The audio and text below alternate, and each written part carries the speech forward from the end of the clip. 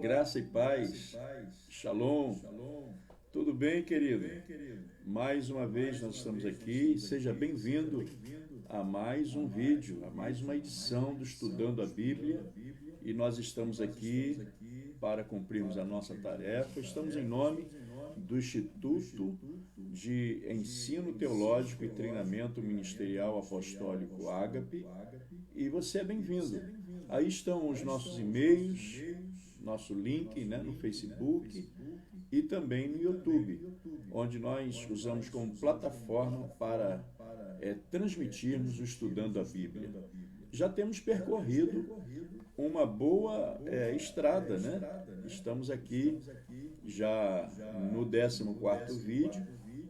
Eu me lembro que nós iniciamos no primeiro vídeo fazendo uma introdução ao Novo Testamento. O nosso propósito é cooperar contigo, você que é um estudante da Palavra de Deus, talvez um seminarista ou que esteja iniciando a sua jornada ministerial nesse momento. Então você é alvo do nosso propósito. Queremos contribuir contigo, ajudar para que você possa desenvolver o seu ministério, desenvolver a sua carreira, a sua jornada e cumprir assim o propósito para o qual Deus te chamou. Nós vamos fazer uma rápida recordação.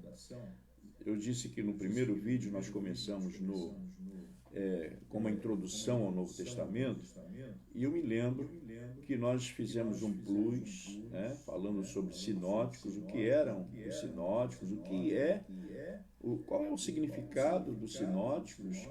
Apresentamos em seguida os 4 evangelhos e nós mostramos que entre esses 4 evangelhos, 3 primeiros são sinóticos e falamos por que o evangelho de João, sendo o último evangelho dos 4, que é essa primeira divisão, primeira repartição, digamos assim, dessa estrutura do Novo Testamento, que é a matéria que nós estamos estudando nessa primeira série, nós mostramos que João não pode ser considerado evangelho sinótico.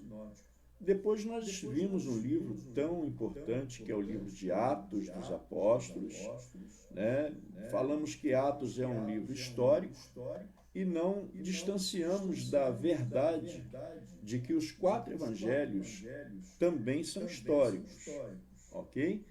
Depois do livro de Atos dos Apóstolos, nós começamos então a estudar a terceira estrutura do Novo Testamento, que foram as 13 epístolas paulinas. Terminamos agora no 13º vídeo, mas junto com a sequência das 13 epístolas paulinas, embora o autor seja desconhecido, nesse 14º vídeo nós vamos estudar sobre o livro de Hebreus, ver a sua importância, ver a sua tão grande importância dentro do segmento da forma como a Bíblia está estruturada.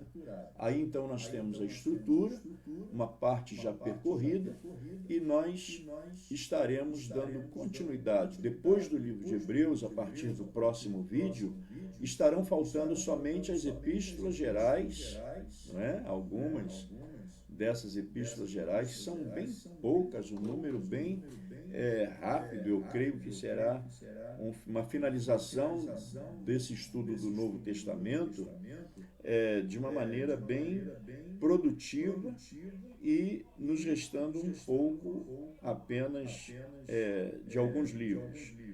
Nós, como disse, veremos o livro de Hebreus, mas nós estaremos iniciando no vídeo próximo as epístolas gerais, que são Tiago, 1ª e 2ª Pedro, 1ª, 2ª e 3ª João, Judas e, por último, a última estrutura, que é o livro profético de Apocalipse, o livro da Revelação. Então eu desejo a você uma boa recepção e que você possa aproveitar o máximo dessa grande produtividade ou dessa produção do Estudando a Bíblia, que hoje separamos para você o livro de Hebreus.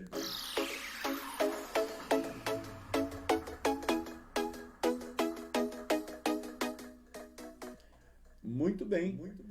Olhando para o livro de Hebreus, nós vamos ver que o autor do livro de Hebreus, ele faz uma dedicação tremendamente importante com a preocupação de mostrar Jesus Cristo dentro da sua superioridade. A carta aos cristãos hebreus, nós vemos que é um dos livros mais ricos no Novo Testamento. O autor desse livro apresenta e defende uma série de temas importantes, focalizando a superioridade de Jesus Cristo, como nós acabamos de mencionar. Hebreus nos convida a adorarmos ao Senhor Jesus. Sua primazia e a sua divindade são motivos para todas as criaturas lhe renderem louvor. Deus, Pai, manda que os anjos adorem a Jesus e apresenta seu Filho de um modo que todos devem admirá-lo. Esta carta enfatiza a posição de Jesus como nosso sumo sacerdote e, nesta capacidade, ele entrou a nosso favor na presença do Pai, onde permanece até hoje. Por meio de Jesus Cristo, nós podemos nos aproximar do trono da graça com a confiança e esperança, sabendo que Ele vive para nos ajudar nesta caminhada até chegarmos ao momento da eternidade. O livro destaca também a eficácia do único sacrifício perfeito pelos nossos pecados. O próprio Cristo, Jesus Cristo, o autor mostra que os sacrifícios anteriores não resolveram o problema do pecado, não solucionou o problema da humanidade. No livro de Hebreus, no capítulo 10, versículo 4, nós vemos que o autor, ele menciona da seguinte forma, dizendo assim: porque é impossível que o sangue de touros e de bodes remova pecados. Porque o único sacrifício, que é o sacrifício capaz, o sacrifício cabal, único, de remover pecados, é o próprio Cristo, que se ofereceu, assim como nós encontramos no capítulo 9, versículo 28 do livro de Hebreus, que diz assim, desta forma tão importante: uma vez para sempre, para tirar os pecados de muitos. Jesus, como Rei eterno, sumo sacerdote para sempre e sacrifício perfeito, ele se tornou mediador de uma nova e superior aliança. O autor do livro de Hebreus, no capítulo 8, versículo 6, deixa essa questão muito clara, pois ele cumpriu o Velho Testamento, diz o autor, a respeito de Jesus, mas introduziu o Novo, ou seja, uma aliança superior que oferece a salvação aos homens perdidos. Além de seu grande valor, em termos de doutrinas importantes sobre Jesus e seu trabalho na redenção do homem, o livro de Hebreus contém muito ensinamento prático e de fácil aplicação nas vossas vidas. O autor mostra de várias maneiras como evitar os desvios da fé e oferece instrução prática sobre o comportamento esperado pelos cristãos. Entre os temas destacados, o autor faz menção em uma rica colocação a respeito do amor fraternal, da santidade, tratando também da hospitalidade e a importância de seguir bons exemplos espirituais. Nós iremos observar alguns fatos gerais sobre o livro. Por exemplo, o autor não se identificou por nome no livro, porém é desconhecido o nome do autor do livro de Hebreus. Vários livros da Bíblia não incluem os nomes dos seus autores, mas foram reconhecidos e circulados entre os servos de Deus desde a antiguidade. O que importa para nós, na verdade, não é o nome da pessoa que escreveu, mas a mensagem do livro que vem do Senhor para nos instruir. Considerando as evidências internas, é provável que Hebreus tenha sido escrito nos anos 60 depois de Cristo, e o livro trata de uma questão que perturbava várias igrejas já nas primeiras décadas depois da morte de Jesus. A relação entre o Evangelho de Cristo e a lei do Evangelho, onde é mencionado o Velho Testamento, já havia passado tempo suficiente para alguns dos primeiros discípulos terem morrido. Está no livro de Hebreus, no capítulo 13, versículo 7. Os destinatários da carta já tinham algum tempo de conversão. Hebreus, no capítulo 10, 32 a 35. E no capítulo 5, versículo 12, nós podemos encontrar estas informações que são suficientes para que possamos assim afirmar. Algumas referências indicam que o templo em Jerusalém ainda existia.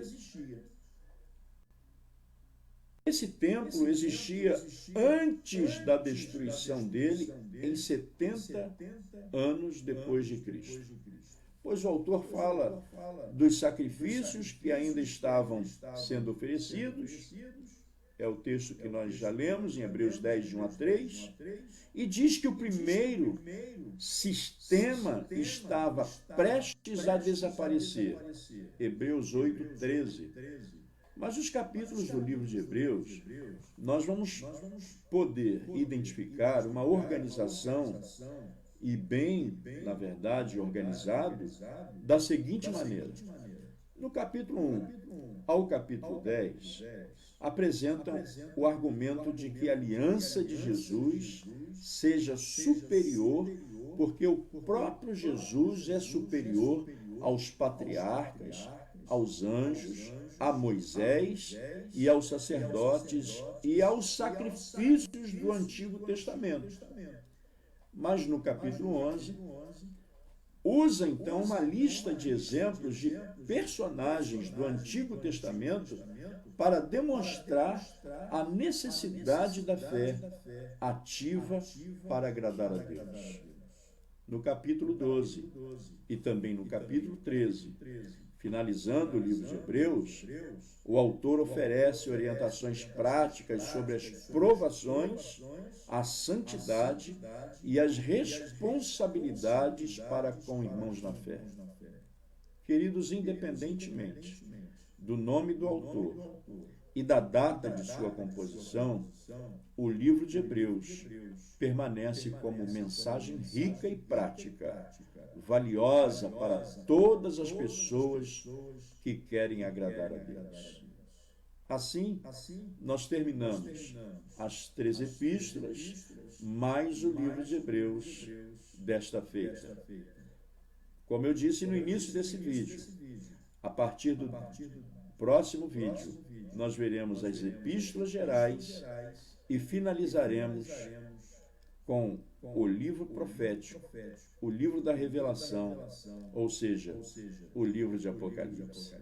Nós somos muito honrados com a sua presença e somos gratos a Deus porque sabemos que se você está se dedicando para estudar, estudando a Bíblia, tem contribuído como uma ferramenta importante para a sua vida e o seu ministério.